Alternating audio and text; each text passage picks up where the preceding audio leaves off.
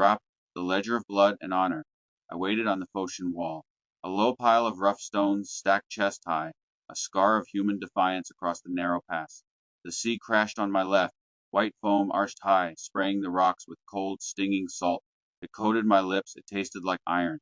On my right, the cliffs rose sheer, a wall of dark rock scratched by a million years of wind, smelling of dried time and ancient dust. The air was a razor, sharp with the metallic tang of the sea and the coppery scent of fear. Behind me, 300 Spartans stood in red cloaks. They were a separate species. Their long, oiled hair was braided. Their lambda-painted shields were locked, a single perfect wall of bronze. They were quiet, not with fear, but with a terrible, patient stillness. They were a blade waiting to fall. Before me, 700 Thespians gripped spears. Their armor was a patchwork of dented bronze, boiled leather, and hope. They were farmers and smiths, not living weapons. They were terrified, and they were still here. Helots, slaves with knotted arms and crude clubs, filled the gaps, their eyes wide, their knuckles white on their weapons. I was just a man, my sword was for hire. I sold my blood for bread. I was a witness. My bronze disc, round and smooth, hung on a leather thong against my chest. It was warm. It was always warm, a small private furnace against my skin. It never cooled. It was the only thing I truly owned. I taught a boy to sling. He was 16, a Thespian, all thin arms and wide dark eyes. His name might have been Diomedes. I didn't ask. Names were a luxury.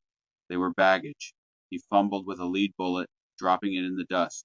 His hands shook so hard the leather thongs of his sling rattled. Breathe out, I said, my voice a rough bark. I picked up the bullet. It was heavy, shaped like an acorn. You're choking it. Let your wrist be loose. Lock your shoulder. Feel the weight. I guided his hand, wrapping the thong around his wrist. The leather was new, stiff. Don't aim with your eyes, I told him, tapping his temple. Aim with your gut. Let it go when the weight feels lightest. Let it fly true. He tried again. He pulled, his face tight with effort. The sling hummed, a low rising whine. The bullet flew, skipping off a rock 50 paces out. He winced. A helot next to us, a man with a face like a road map of old knife fights, clapped the boy on the back. The sound was a flat smack. He'll dent some gold, eh? The helot laughed, a dry barking sound like stones falling. We all laughed. It was the laugh of men who know the sun is rising on their last day. The laugh of the already dead. My scars itched. Not a real itch, a memory. The skin on my left forearm, a slick pale patch where an axe had laid it open, pulled tight. The skin on my side, puckered from a spear thrust, felt cold. The bronze disc pulsed, a steady low heat. It knew. It was a ledger. It tallies blood and honor. The Persians came at dawn. It was not an army. It was a tide, a sea of men pouring from the plains. Silk banners, bright colors, snapped in the wind. Their armor was a million points of light. The smell of their horses, their campfires, their numbers, rolled over us like a physical weight. The ground itself seemed to tremble. Their arrows came first, black cloud that blotted out the sun. The sound was not a hiss. It was a roar, the sound of a million snakes, a storm of wood and steel. Thwack, thwack, thwack. They hammered against bronze shields, splintered on the stones of the wall, skipped and whined through the air. Lock, the Spartan called, not a shout, a command. We braced. Up, the Spartan front rank thrust, a single piston of ash and bronze. Up, the second rank found gaps jabbing over shoulders, a rhythm of death. I was in the third, my shoulder jammed against the Thespian in front. My weight added to the grind. My spear found flesh. A man in a high felt cap, his face painted, screamed as the bronze head punched through his wicker shield and into his chest. Blood sprayed hot and thick on my arms. I pulled back, the spearhead slipped. I stepped over his body. I filled the gap. The boy stayed close. He had no shield. He just stood, feeding his sling. Crack. The sound was sharp, like a whip. A Persian officer, scale armor bright, stumbled. Crack! Another man fell, clutching his face. The boy grinned, his teeth stark white in the dust and blood. I nodded. Good. The first day ended with the ground black and sticky. The pass was choked. We stood on our own dead to keep the line. Night came, cold and sharp. The sea roared indifferent. We ate hard bread and dry cheese. We passed the skin of sour wine. Will we hold tomorrow? The boy asked. He was cleaning his sling, rubbing it with tallow. His hands were steady now. We hold until we don't, I said, sharpening my short sword. The shing, shing, shing of the whetstone was the only sound in our small circle. The Spartans were apart.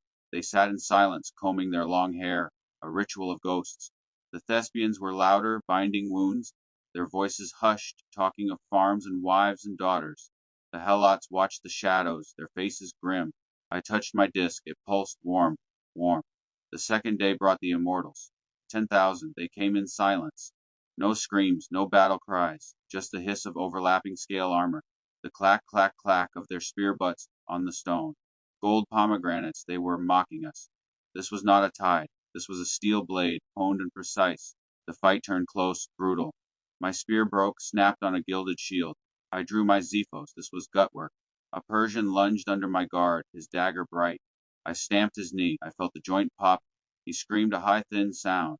I drove the bronze leaf blade under his ribs, up into the heart. He cursed in a tongue I didn't know. I twisted and left him. The boy's sling sank. Crack! An immortal, his face covered by a cloth mask, dropped.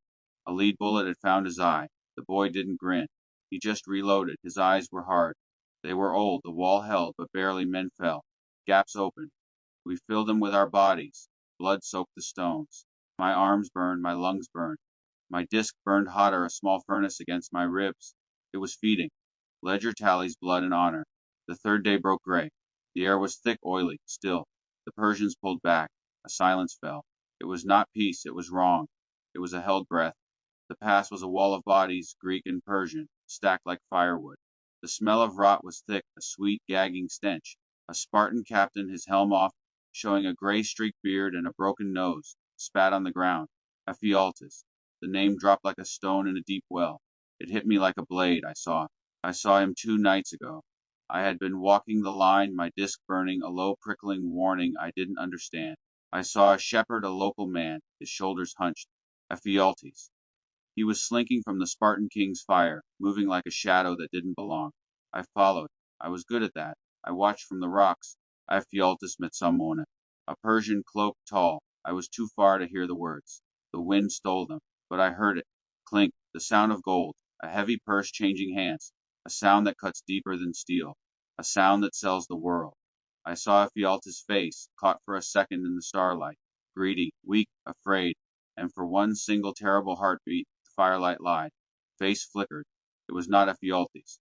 It was another face, a face from a different life, a different betrayal, a face I had buried under years of blood and steel.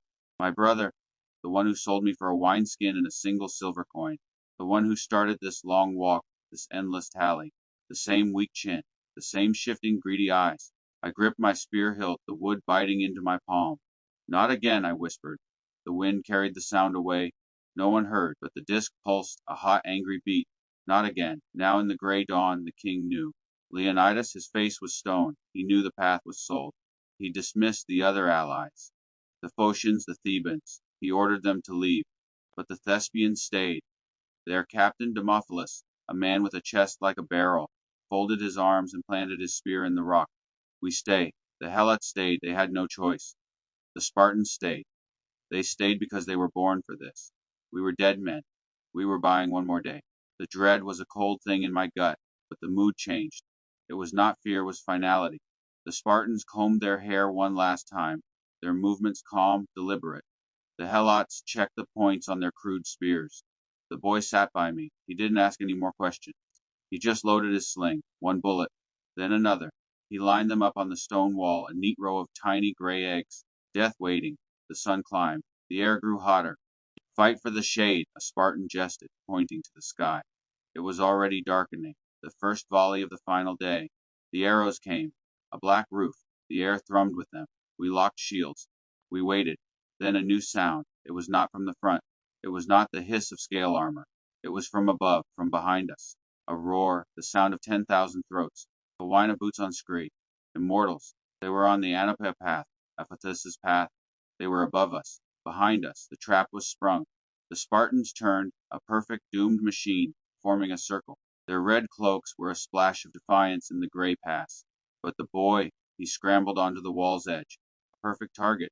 Get down, you fool! I roared. He didn't hear me. He was in his own world. He was looking up, not at the Persians on the path. He was looking at the sheer cliff face above them. His sling was loaded. His arm drew back. The world went quiet. The thwack thwack of arrows faded. The screams died in my ears. All I saw was the boy, his thin arm pulling back the leather strap. his eyes wide fixed on the ridge. I saw what he saw. On the highest point of the cliff, a figure. He stood against the gray sky. He was not Persian. He was not Greek. His robe was not Spartan red. It was deeper, color of shed blood, crimson from hem to shoulder. It whipped in a wind that didn't touch us. I couldn't see his face, only the light from his eyes. They were not human. They were bronze, molten bronze. They were fire and grief. They were wheels of flame. They were the exact color of my disc. He raised one hand. It was scarred. A starburst of white light glowed in his palm. A wound. He was pierced. The boy's arm moved. It was not his pull. It was too strong, too perfect. The muscles in his shoulder knotted, a hard, clean line of power. The sling cracked. The sound was a thunderclap. It broke the silence. It was louder than the battle, louder than the sea.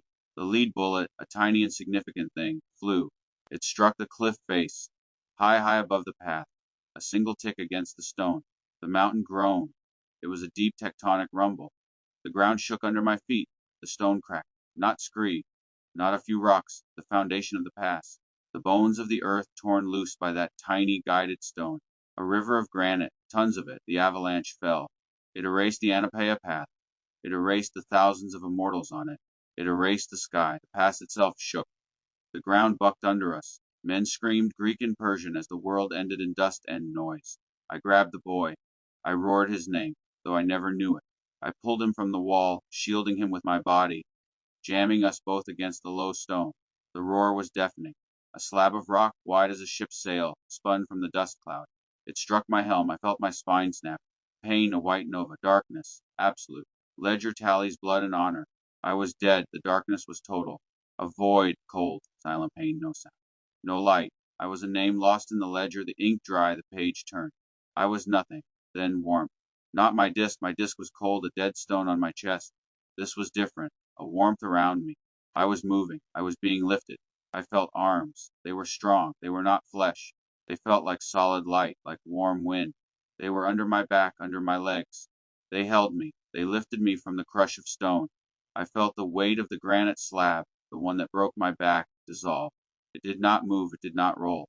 It was just gone. A scent cut through the smell of dust and blood, not iron, not salt.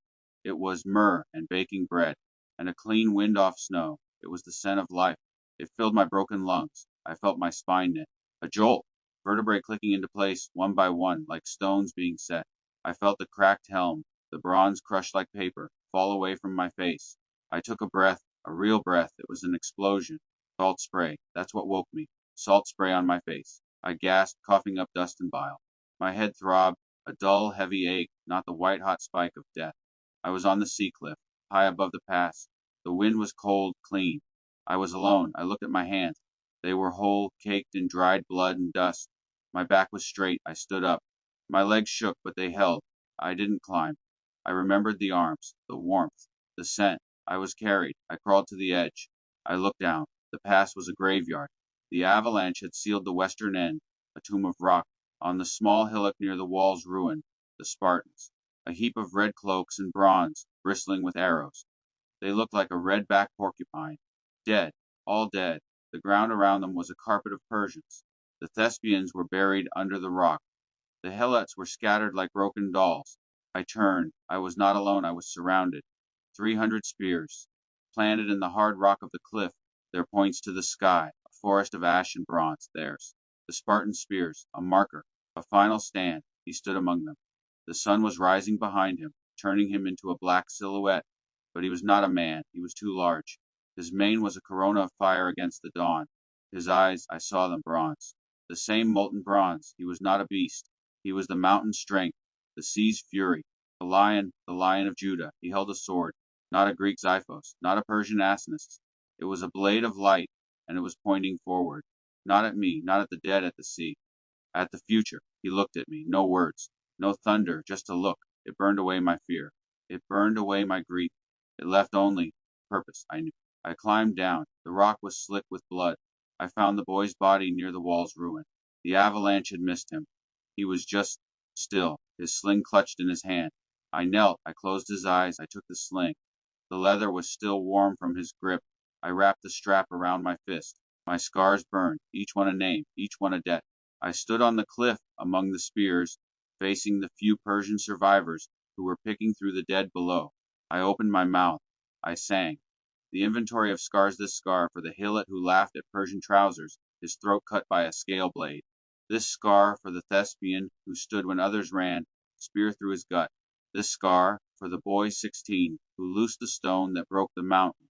This scar for the Spartan who jested about shade, arrows in his eyes. This scar for the brother who sold the path, his face in Ephialtes' grin. This scar for the spear that missed my heart in a dozen fights. This scar for the night I slept with no fire disk warm on my chest. This scar for the Helot's child, waiting in a village that will never see him. This scar for the Thespian's wife, weaving a cloak he'll never wear. This scar for the Spartan's hymn, cut short by Persian steel. This scar for the sea that took my tears and gave none back. This scar for the wall that held until it didn't. This scar for the dust that was a man, a friend, a name. This scar for the 300, planted like spears in the earth. This scar for the 700 Thespians, bones under stone. This scar for the Helots, clubs broken, hearts unbroken. This scar for the boy's sling, warm in my hand. This scar for the lion's sword pointing forward. This scar for the names I carry, heavy as stone. This scar for the dawn that waits, the third dawn. This scar for the truth they will not believe. This scar for the song that will not die. This scar for the fight that is not over. This scar for the blood that bought me. This scar for the honor that holds me. This scar for the disc, warm, always warm. This scar for the one who lifted me. This scar for the path I walk alone. This scar for the names, the names, the names. The Persians heard. They were battle-hardened men, killers and conquerors, veterans of a dozen campaigns. But they fled the sound. They dropped their plunder and ran. They scrambled for their ships. Truth is sharper than any spear. I stood on the cliff, the boy's sling heavy in my hand. The names were heavy in my heart. When I looked again, the lion was gone. The spears remained, a forest of silent witnesses, but he was not gone. The bronze disc on my chest pulsed. It was warm again. Alive, I knew my purpose. Carry their names. Carry the boy. Carry the 300. Carry the 700. Carry the Helots. Carry them all. Till the third dawn. The sea roared below. Ledger tallies blood and honor. Years passed, centuries. I watched empires turn to dust. I watched cities of glass rise from the ruins. The disc never cooled. The names never faded. The ledger remained open. In 2025, I stood on the wet, vibrating deck of an RSS assault boat. The rubber of the Zodiac slapped against black waves under a moonless sky. Pirates, a freighter, hostages. Modern spears, rifles, gleamed in the low light. My team was tense, their faces green in the glow of the instruments. I wrapped the boy's ancient, hardened sling around my fist. Bronze disc was a hot plate under my modern armor. This scar for the boy 16, who loosed the stone that broke the mountain. I sang the inventory low and steady. The names filled the night air. My team looked at me, not with confusion, but with a sudden, hard strength. The pirates on the freighter's railing froze, their faces pale in the darkness. Truth cuts deeper than bullets. The ramp dropped. I breached the door. The fight was mine.